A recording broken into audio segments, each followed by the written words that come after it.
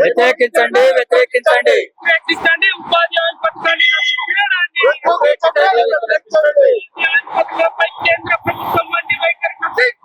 నశించాలి. వ్యతిరేకించండి.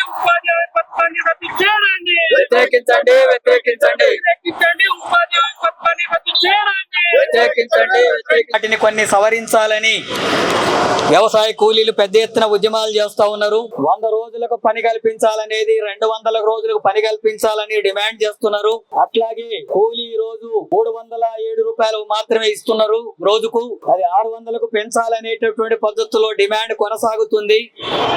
వాస్తవానికి వాళ్ళకు 150-160 రూపాయల కంటే ఎక్కువ కూలీ పడడం లేదు ప్రస్తుతం. అలాంటి సవరణలు చేసి అట్లాగే మున్సిపల్ ప్రాంతాల్లో కూడా, పట్టణ ప్రాంతాల్లో కూడా పని కల్పించాలని చెప్పి వ్యవసాయ కూలీల తరఫున ఉపాధి కార్మికులకు సంబంధించినటువంటి వాళ్ళు డిమాండ్ కొనసాగుతుంటే ఉన్న వాటిని నిర్వీర్యం చేసేటటువంటి పద్ధతుల్లో ఈ రోజు కేంద్ర ప్రభుత్వం చట్టం తీసుకొచ్చింది. ఈ చట్టంలో గతంలో కేంద్ర ప్రభుత్వం 90% నిధులు ఇస్తే రాష్ట్ర ప్రభుత్వాలు 10% నిధులు ఇవ్వాలా. కానీ ఈ రోజు కేంద్ర ప్రభుత్వం 60% నిధులు మాత్రమే ఇస్తాం, మిగతా 40% నిధులు మీరే పెట్టుకోవాలని చెప్పి అంటుంది.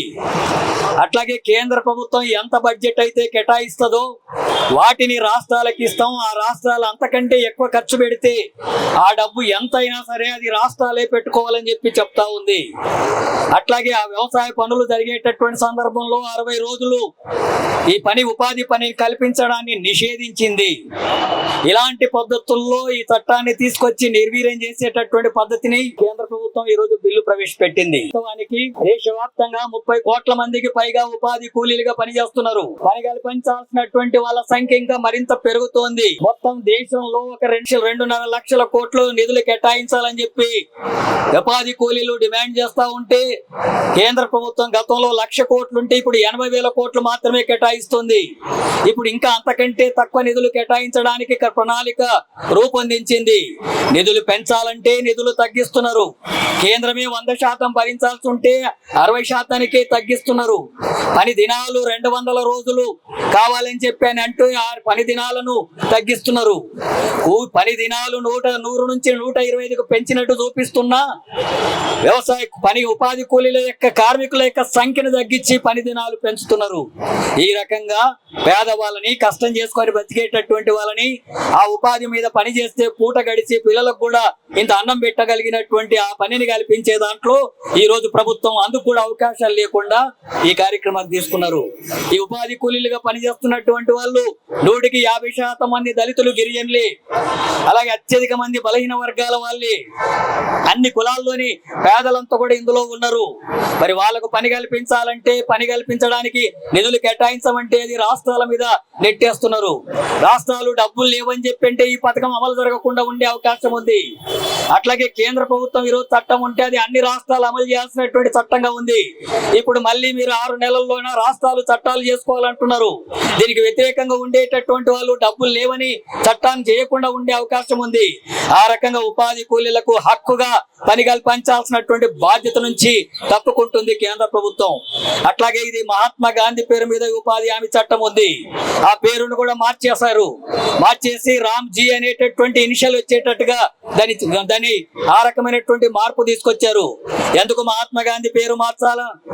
ఎందుకు రామ్జీ పేరు తీసుకురావాలా? మహాత్మా గాంధీ పేరు ఎందుకు మార్చారంటే రాముకు వ్యతిరేకంగా ఉన్నారు మీరంతా అంటున్నారు. రాముడి పేరుతో పేదవాళ్ళ పొట్టగొడతారా? రాముడి పేరుతో ఉపాధి కూలీలకు పని లేకుండా చేస్తారా? రాముడి పేరుతో అణగారినటువంటి తరగతుల్ని ఆధిపత్య ధోరణులకు వ్యతిరేకంగా ముందుకు వచ్చేటటువంటి చైతన్యాన్ని అంచివేస్తారా? అట్లాగే రాముడి పేరుతో వాళ్ళకు ఉన్నటువంటి హక్కులంతా కూడా కాలరాస్తారా? నిధులు తగ్గిస్తారా? పని తగ్గిస్తారా? వాళ్ళ పొట్ట మీద మట్టి కొట్టేటటువంటి కార్యక్రమానికి ఈ రోజు రాముడి పేరుతో కేంద్ర ప్రభుత్వం తీసుకుంటుంది. అందుకే ఈ బిల్లును పూర్తిగా వ్యతిరేకిస్తున్నాం. ఈ బిల్లును ఉపసంహరించుకోవాలని చెప్పి డిమాండ్ చేస్తున్నాం. ఆ రకమైనటువంటి పద్ధతిలోనే కొనసాగిస్తే మొత్తం దేశవ్యాప్తంగా గ్రామీణ ప్రాంత ప్రజలంతా కూడా వ్యవసాయ కూలీలు వాళ్ళకు మద్దతు ఇచ్చేటటువంటి శక్తులంతా కలిసి కేంద్ర ప్రభుత్వానికి తగిన గుణపాఠం చెప్పేటటువంటి పద్ధతుల్లో ఉద్యమాన్ని కొనసాగించాల్సి ఉంటుందని చెప్పి తెలియజేస్తూ ఈ బిల్లును వ్యతిరేకిస్తూ సిపిఎం పార్టీ రాష్ట్ర కమిటీ ఆధ్వర్యంలో ఈ రోజు రేపు 10, 18, 19 తేదీల్లో రాష్ట్ర వ్యాప్తంగా గ్రామీణ ప్రాంతాలంతా కూడా నిరసనలు వ్యక్తం చేయాలని చెప్పి ఈ బిల్లును తగలబెట్టాలని చెప్పి పిలుపునిచ్చాం. అలాగే 20 తారీఖున అన్ని మండల పట్టణ కేంద్రాల్లో వీటికి వ్యతిరేకంగా నిరసన కార్యక్రమాలు అనేటటువంటివి జరుగుతాయి.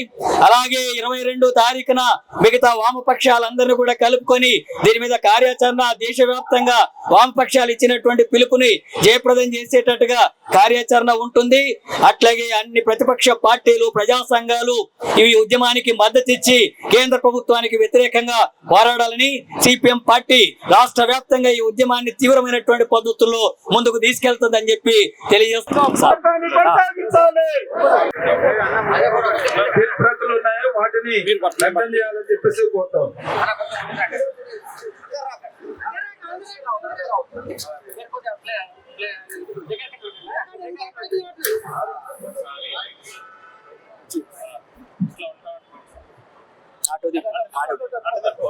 కనబడేది అటు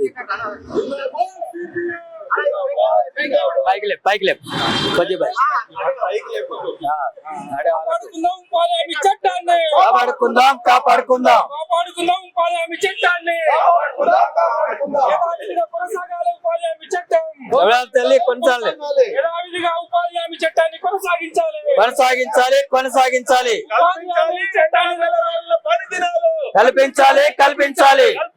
200 రోజుల పని దినాలు కల్పించాలి. ఇవ్వాలి. రోజు కూలి 700 రూపాయలు ఇవ్వాలి. రోజు కూలి 700 రూపాయలు ఇవ్వాలి. కల్పించాలి. 200 రోజుల పని దినాలు కల్పించాలి. మోడీ సర్కార్.